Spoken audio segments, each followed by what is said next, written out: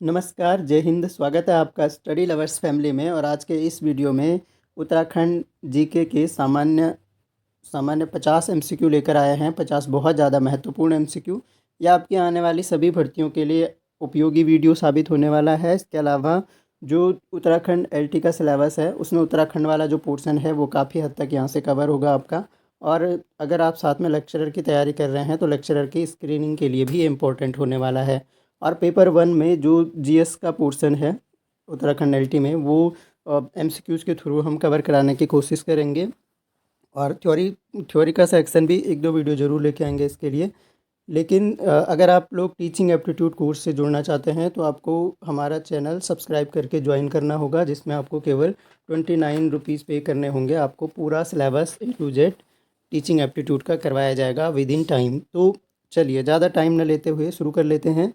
सबसे पहला क्वेश्चन है, उत्तराखंड का सर्वाधिक क्षेत्रफल वाला ज़िला कौन सा है? तो सर्वाधिक क्षेत्रफल वाला ज़िला अगर पूछे तो चमोली है, और इनमें चमोली नहीं दिया गया है। दूसरे नंबर पर आपका उत्तरकाशी है। ऑप्शन नंबर डी इसका सही उत्तर हो जाएगा। उत्तराखंड का राज्य वृक्ष है, तो राज्य वृक्ष क्या है? उत्तराखंड का राज्य वृक्ष हमारा बुरांस है। Option number D. ये तो आसान सा क्वेश्चन हो गया। यूनेस्को द्वारा उत्सव रम्माण को विश्व की अमूर्त सांस्कृतिक धरोहर में शामिल किया गया है। यह उत्सव किस जनपद से संबंधित है? तो अमूर्त सांस्कृतिक धरोहर ये है, इंटेंजिबल कल्चरल हेरिटेज इसको बोला जाता है। रम्माण जो उत्सव है रामायण तर्ज पे ये मनाया जाता है। रामायण के जैसे अभिनय इसमें मुखौटा लगाकर होता है। तो ये किस ज़िले से संबंधित है? ये है आपका चमोली जनपद से संबंधित। ऑप्शन नंबर डी इसका सही उत्तर हो जाएगा। अगला, निम्नलिखित में से किसे पहाड़ों की रानी? तो ये आसान सा क्वेश्चन हो गया आपका। मसूरी को पहाड़ों की रानी कहा जाता है। बाराहोती किस जिले में स्थित है? बाराहोती की अगर बात की जाए, पहले बात तो यही पूछ लेगा बाराहोती क्या है, तो एक दर्रा है और ये किस जनपद में स्थित है? बाराहोती जनपद आपका बाराहोती जो दर्रा है यह आपका चमोली जनपद में स्थित है। ऑप्शन नंबर सी सही उत्तर हो जाएगा। हेमकुंड साहिब अवस्थित है। हेमकुंड साहिब जो है ये अवस्थित है आपका, ये भी चमोली में अवस्थित है। ऑप्शन नंबर डी इसका भी सही आंसर है। अगला क्वेश्चन देखते हैं। नंदा राज जात का प्रकरण क्या है? प्रकरण का मतलब होता है मेन थीम बोल सकते हैं आप, या मेन विषय बोल सकते हैं। तो नंदा राज जात जो यात्रा है बहुत फेमस यात्रा है उत्तराखंड की। तो इसका मेन विषय है मातृ सदन से ससुराल गमन की तीर्थ यात्रा। अगला क्वेश्चन है, किंगरी बिंगरी नीति माणा। तो किंगरी बिंगरी नीति माणा ये सब दर्रे हैं। ऑप्शन नंबर ए इनका सही उत्तर हो जाएगा। उत्तराखंड राज्य के किस जनपद को सीमा के 7 जनपदों के साथ है? किस जनपद की सीमा जो है अन्य 7 जनपदों के साथ मिलती है? तो सही उत्तर हो जाएगा आपका जो पौड़ी जनपद है इसकी सीमा अन्य 7 जनपदों से मिलती है। अगला क्वेश्चन, हिमालय की पर्वत श्रृंखला की उत्पत्ति निम्न भूसन्नति से हुई है। अब देखिए जो एलटी सामान्य वाले हैं, एसएसटी वाले, उनके पास जो है उत्तराखंड का भूगोल है, तो उसके लिए ये क्वेश्चन काफ़ी इम्पोर्टेंट है कि उत्तराखंड हिमालय जो पर्वत श्रृंखला की उत्पत्ति है वो किस भूसन्नति से हुई है। सही आंसर आपका हो जाएगा इसका टेथिस भूसन्नति से हुई है। Option number C. उत्तराखंड में दून किसे कहा जाता है? तो दून घाटियाँ जो हो गई, दून कहा जाता है उत्तराखंड में संरचनात्मक घाटियों को। ऑप्शन नंबर ए इसका सही उत्तर हो जाएगा। अगला देखिए, निम्नलिखित पर्वत शिखरों में से कौन सा उत्तराखंड में स्थित नहीं है? तो यहाँ पर देखिए कामेट है, कामेट दिया, दूनागिरी दिया है, बंदरपूंछ दिया है और नंगा पर्वत दिया है। तो देखिए कामेट है, दूनागिरी है, बंदरपूंछ है, नंगा पर्वत आपका उत्तराखंड जनपद में उत्तराखंड राज्य में नहीं है। सही आंसर हो जाएगा आपका ऑप्शन नंबर डी। अगला देखिए, निम्नलिखित में से कौन सा पर्वत पदीय नगर नहीं है? यानी जो पर्वत के पाद होते हैं, पर्वत के निचले हिस्से में जो स्थित नगर है उसको बोलते हैं पर्वत पदीय नगर। और इनमें से अगर बात की जाए तो रुद्रपुर जो है ये आपका यूएस नगर में पड़ता है, ये पर्वत पदीय नगर नहीं है। अगला क्वेश्चन, सुप्रसिद्ध कैलाश मानसरोवर यात्रा गुजरती है कौन से दर्रे से गुजरती है? तो फेमस है लिपुलेख दर्रा। ऑप्शन नंबर बी से उत्तर हो जाएगा। नंधौर दून किस जनपद में स्थित है? तो नंधौर हो गया नौ से नंधौर, और नौ से ये नैनीताल जनपद में स्थित है। Option number B. क्या देखिए, हिमालय में मुख्य सीमा भ्रंश जो एमसीटी है पृथक करता है, किसको पृथक करता है? ये क्वेश्चन वेरी वेरी इंपॉर्टेंट है, कई बार पूछा जाता है।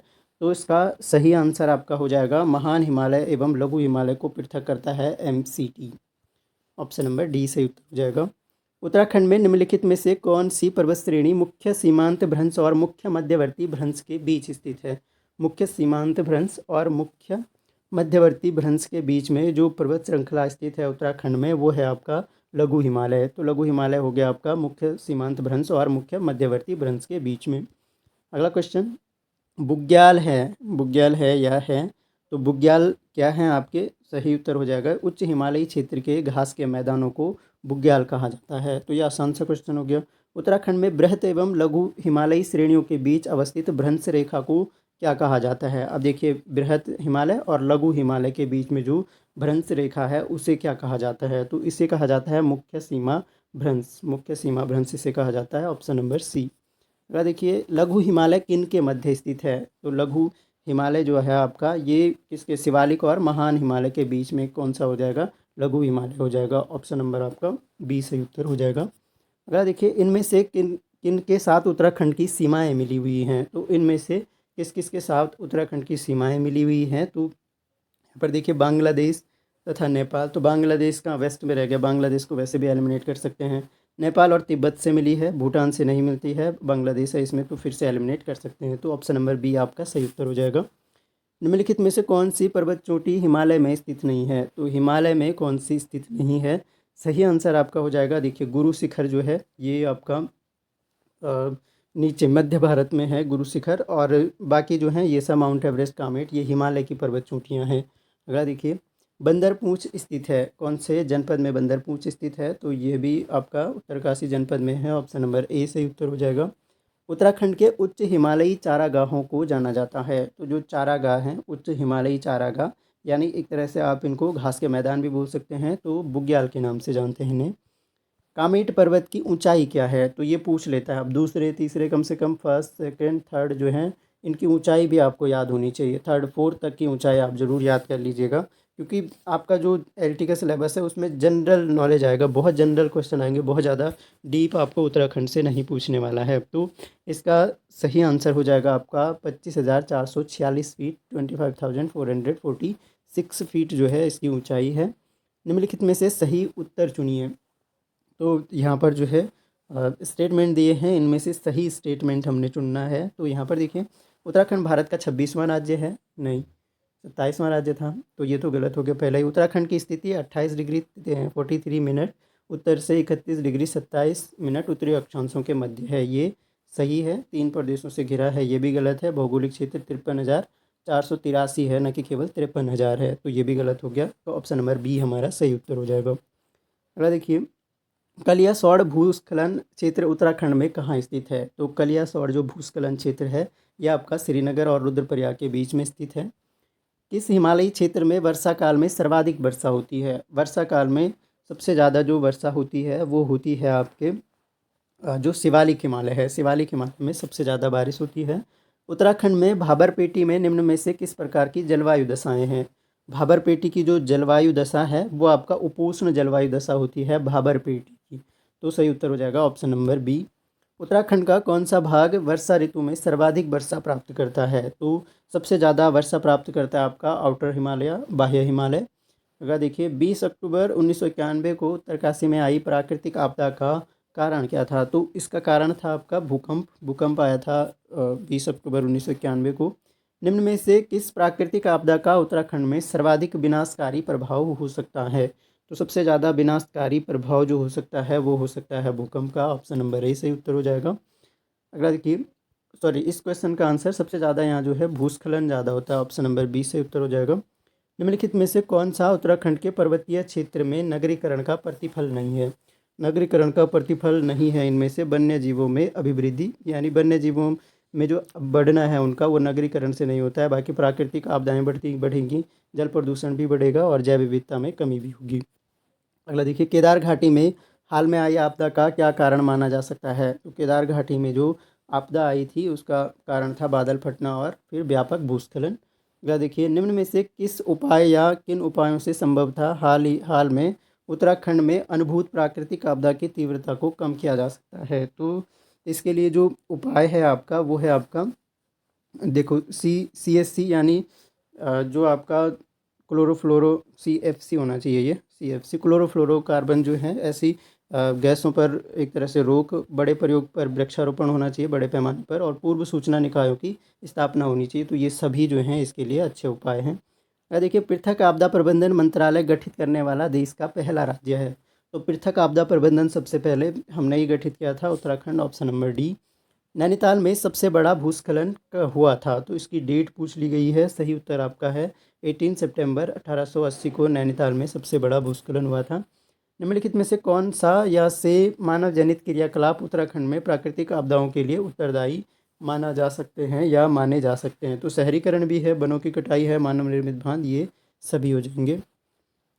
भूरी मिट्टी में किस तत्व की अधिकता पाई जाती है? जो आपकी भूरी मिट्टी होती है उसमें किस तत्व की अधिकता पाई जाती है? तो इसमें जो जैव तत्व हैं, बायोमोलिक्यूल, इनकी अधिकता पाई जाती है। निम्नलिखित में से कौन सा दर्रा पिथौरागढ़ को तिब्बत से जोड़ता है? पिथौरागढ़ को तिब्बत से जोड़ने वाला जो दर्रा है आपका, वो है आपका लिपुलेख दर्रा, जहाँ से आपका कैलाश मानसरोवर यात्रा भी होती है। तो ये भी यहाँ से ध्यान रखिए। आगे बढ़ते हैं। अगला क्वेश्चन है, हिमालय के शिवालिक क्षेत्र का निर्माण किस प्रकार से हुआ है? तो शिवालिक क्षेत्र का जो निर्माण हुआ है वो कंकड़ एवं गोलाश्म से हुआ है। ऑप्शन नंबर ए हो जाएगा। उत्तराखंड राज्य के कितने प्रतिशत भाग पर वन संपदा है? तो कुल वन संपदा जो है उत्तराखंड में वो आपका 70% भूभाग पर वन संपदा है। ऑप्शन नंबर डी आपका सही उत्तर हो जाएगा। निम्नलिखित में से कौन सा उत्तराखंड का राज्य खेल है? तो राज्य खेल जो हमारा है वो फुटबॉल है। Option number D. अगला देखिए, बैजनाथ मंदिर उत्तराखंड के किस जिले में स्थित है? जो बैजनाथ मंदिर है आपका, यह आपका स्थित है बागेश्वर जिले में। ऑप्शन नंबर ए सही उत्तर हो जाएगा।